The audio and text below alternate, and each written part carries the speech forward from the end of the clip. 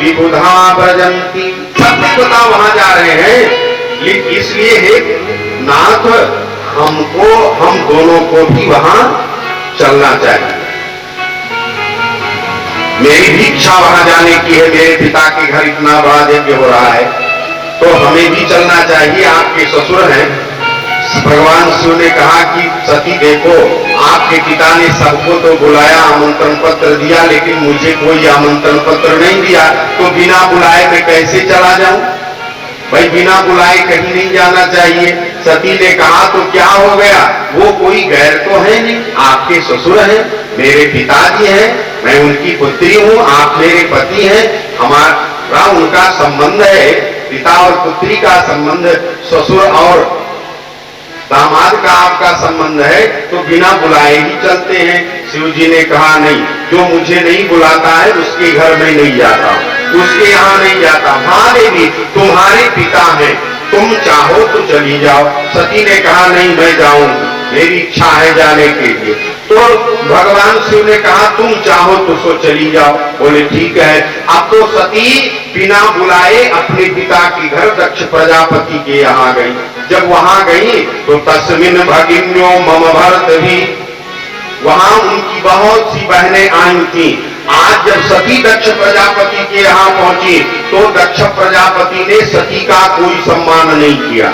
यद्यपि उनकी पुत्री है, दक्ष सोचता है कि होना है तो ये मेरी पुत्री, लेकिन इसका पाणी ग्रहण संस्कार शिव के साथ तो हुआ है और शिव से मेरी गलती नहीं है, पुत्री है तो क्या हुआ, जाने दो। कोई सम्मान नहीं किया। अरे पिता की बात तो जाने दीजिए, पिताजी ने कोई हालचाल नहीं पूछा। इनकी जो बहनें आई थी उन लोगों ने भी कुछ नहीं पूछा, सब देख करके दूसरी तरफ मुंह कर लेते। सती ने सोचा गड़बड़ हो गया, यहाँ आ गई। तस्मिन भगिन्यो मम भारत भी स्वकैर ध्रुवम गमिष्यन्ति सुहृदक्षवा, का मेरी बहन मेरे भाई जितने भी हैं आज मेरी तरफ कोई नहीं देख रहा है, तो मैंने भगवान भोलेनाथ की बात नहीं मानी और जबरदस्ती मैं यहाँ चली आई, तो यहाँ तो कुछ अच्छा नहीं लग रहा है।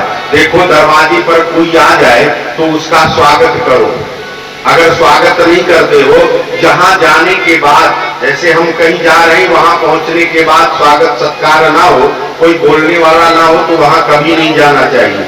संतों का ये मत है। वो स्वामी तुलसीदास जी लिखते हैं कि आवत ही हर से नहीं, नैनन नहीं स्नेह, और तुलसी कहाँ न जाइए, चाहे कंचन बरसे नेह। बोले उस स्थान पर कदापि नहीं जाना चाहिए जहां जाने के बाद लोग सम्मान ना करें, आदर ना करें, सम्मान ना करें। देखा तो उन्हें बड़ा कष्ट हुआ, और कष्ट इतना हुआ कि सती को शरीर ही छोड़ना पड़ा। और जब सती ने शरीर छोड़ दिया, पिता के यज्ञ में अपने शरीर की आहुति दे दी, भगवान शिव को जब ये बात पता चली तो वीरभद्र आदि की उत्पत्ति करके उनको भेजा।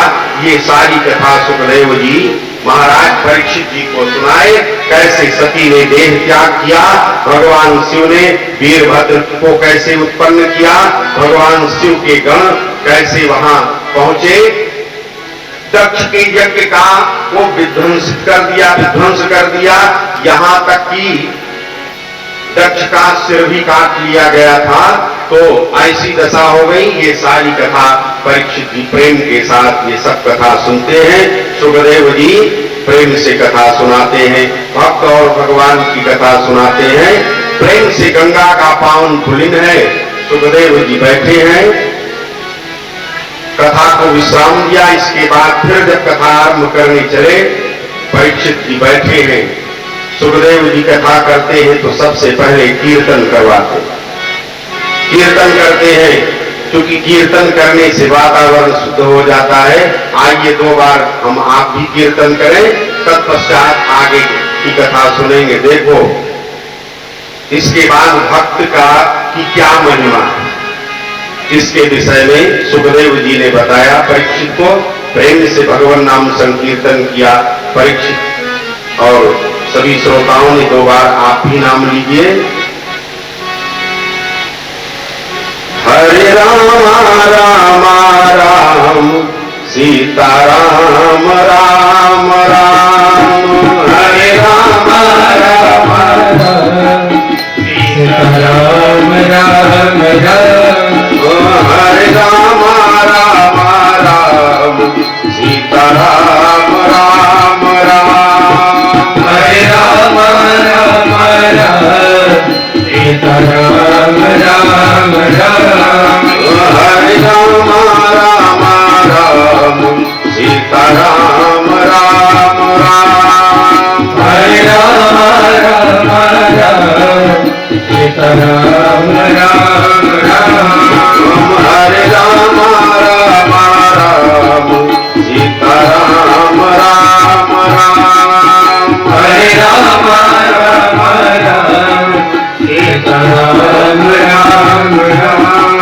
हरे राम राम राम सीताराम राम राम हरे राम राम राम सीताराम राम राम सीताराम राम राम राधे श्याम श्याम श्याम सीताराम राम राम राधे श्याम श्याम श्याम सीताराम राम राम राधे श्याम श्याम श्याम सीताराम राम राम राधे श्याम श्याम श्याम हरे राम राम राम सीताराम राम राम हरे राम राम राम सीताराम राम राम हरे राम राम राम सीताराम राम राम हरे राम राम राम सीताराम राम राम राधे श्याम श्याम श्याम राम राम राम राधे श्याम श्याम श्याम सीताराम राम राम राधे श्याम श्याम श्याम राम राम राम राधे श्याम श्याम श्याम हरे राम राम राम सीताराम राम राम हरे राम राम राम सीताराम राम राम हरे राम राम राम सीताराम राम राम हरे राम राम राम सीताराम राम राम सीताराम राम राम सीताराम राम राम सीताराम राम राम सीताराम राम राम सीताराम राम राम सीताराम राम। गंगा पर बैठे सुखदेव जी महाराज कथा आरंभ करने चलते हैं। परीक्षित जी ने प्रश्न किया, गुरुदेव बोले क्या है? तो आज मुझे बताइए कि भगवान जीव के ऊपर किस प्रकार से बीतते हैं। भगवान को रिझाने के लिए कौन सा सुगम उपाय है, वो मुझे बताइए।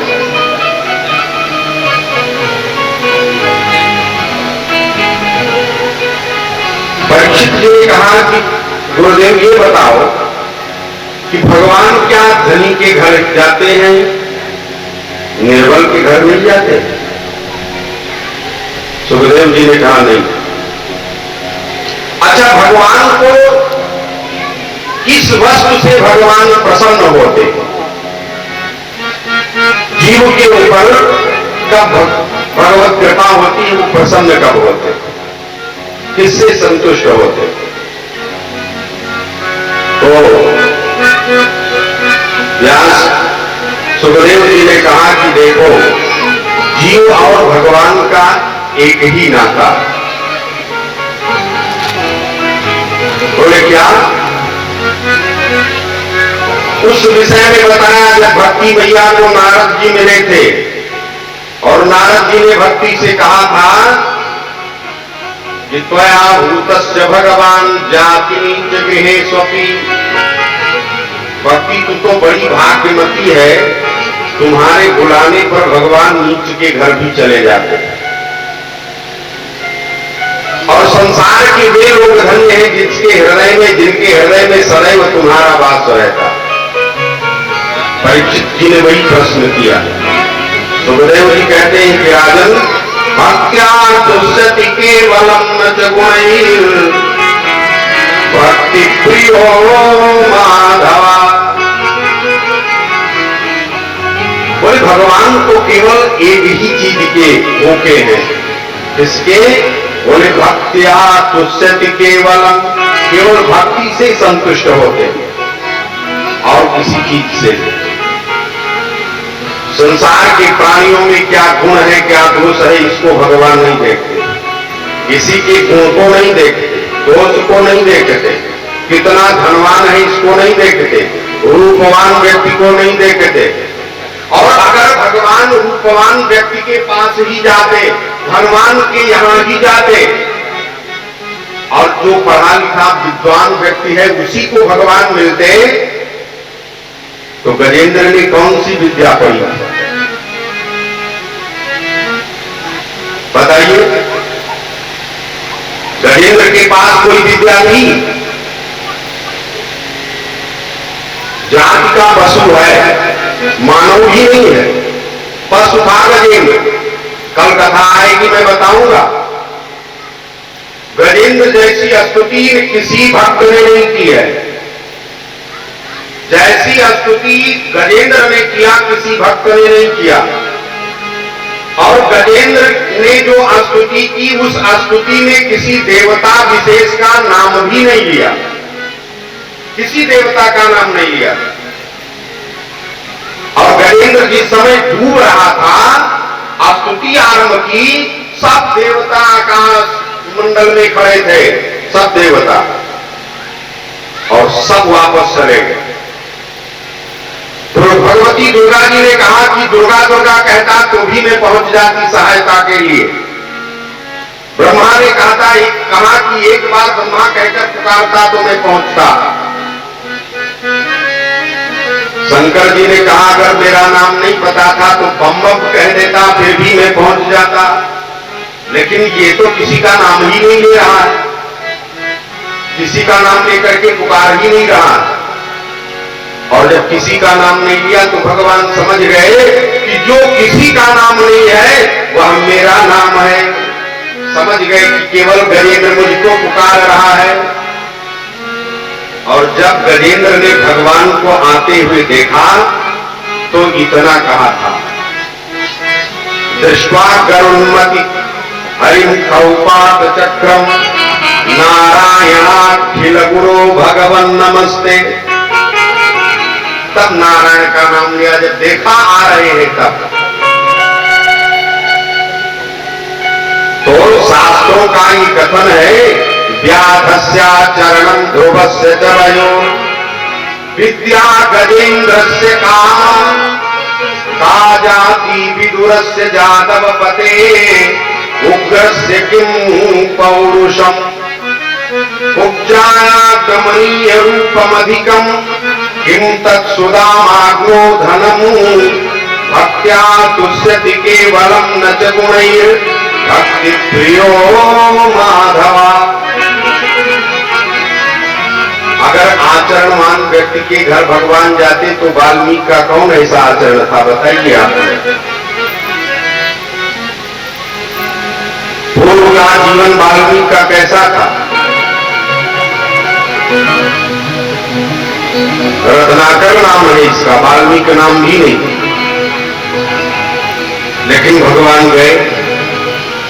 अच्छा, अगर अवस्था देखते तो 5 वर्ष का बालक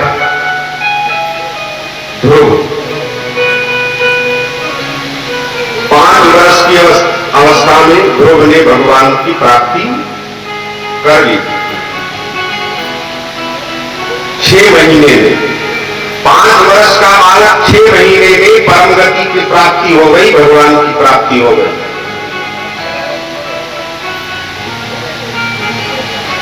ध्रुवस्य जमयो विद्या गजेंद्रस्य का, किसी यूनिवर्सिटी में ना तो ध्रुव पढ़ने गए थे और गजेंद्र तो पशु है। वो स्वयं कहता है मादिक प्रपन्न पशुपास विमोक्षाय, मैं जाति का पशु हूं। और पशु कितना पढ़ा लिखा होता है प्रभु, उसमें कितनी बुद्धि होती है, ये आपको भली भांति पता है। तो मैं तो आपकी स्तुति कर नहीं सकता। विदुर से ज्यादा उपते, कौन सी जाति थी विदुर की? उग्रसेन का क्या पुरुषार्थ था? सुदामा के पास कौन ऐसा धन था? लेकिन इन लोगों के पास भगवान की भक्ति थी। ध्रुव ने 5 वर्ष की अवस्था में परम गति की प्राप्ति कर ली, भगवान की प्राप्ति कर ली। देखो, भगवान कहते हैं कि संसार में 4 प्रकार के हमारे भक्त हैं।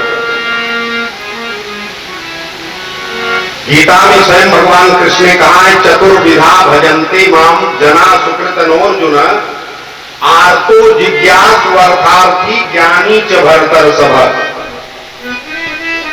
एक आर्त भक्त है, एक नारायण नारायण नारायण नारायण नारायण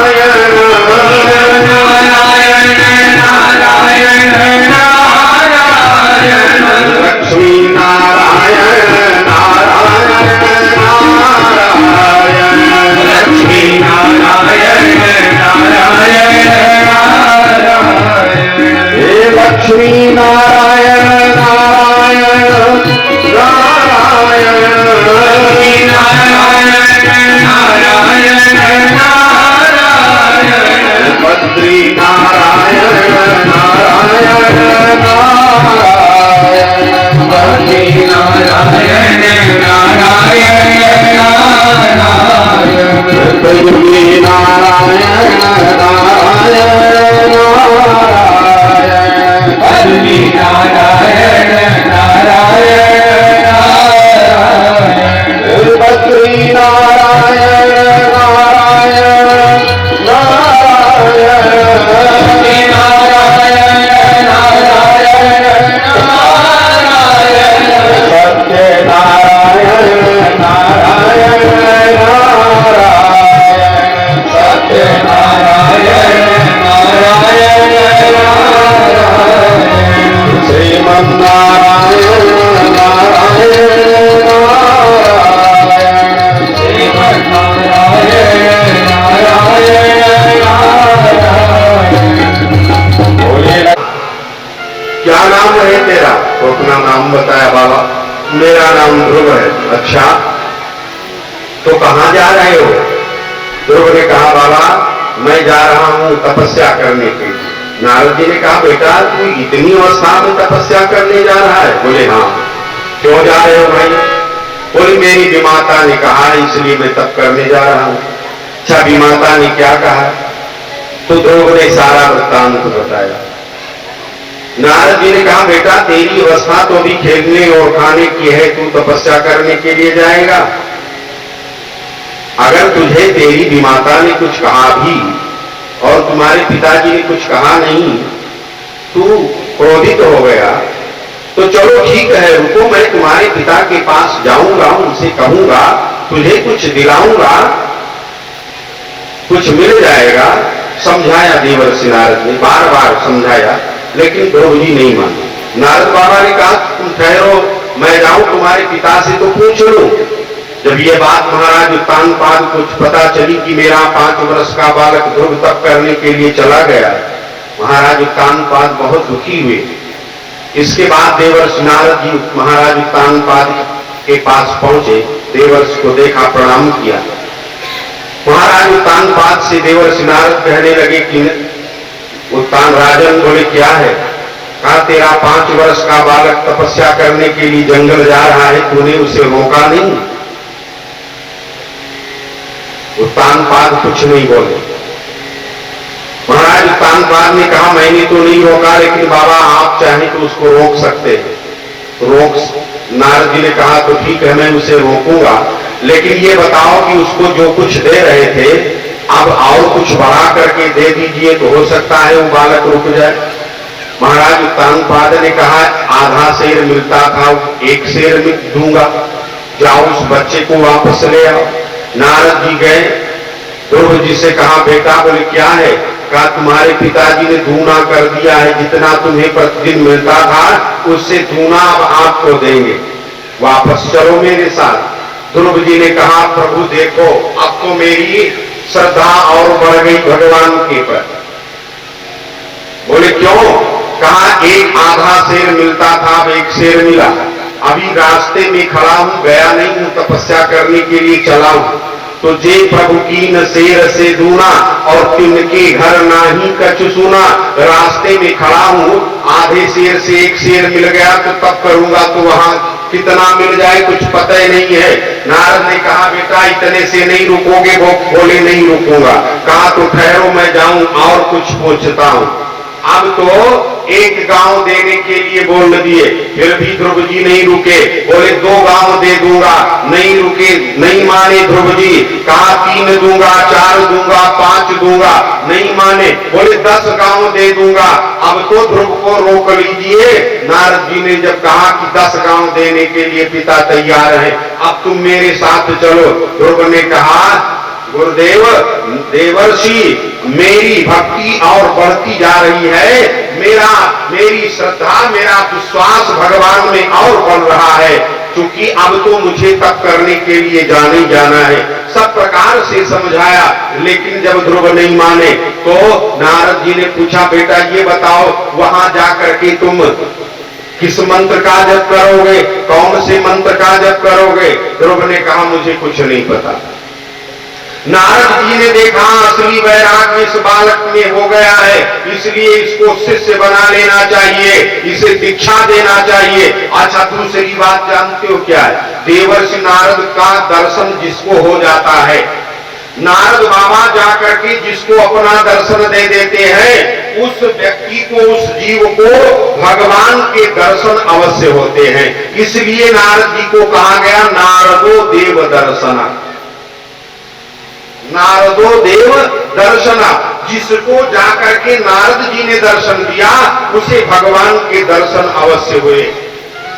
ध्रुव जी को जाकर के दर्शन दिया तो ध्रुव जी को भगवान के दर्शन बहुत जल्दी हुए। नारद जी ने सोचा अब इसे दीक्षा दिया जाए। कौन सा दीक्षा दिया जाए, किस मंत्र का जप करें, कौन सा मंत्र है? तो जो दिव्य मंत्र है जानते हो कौन सा?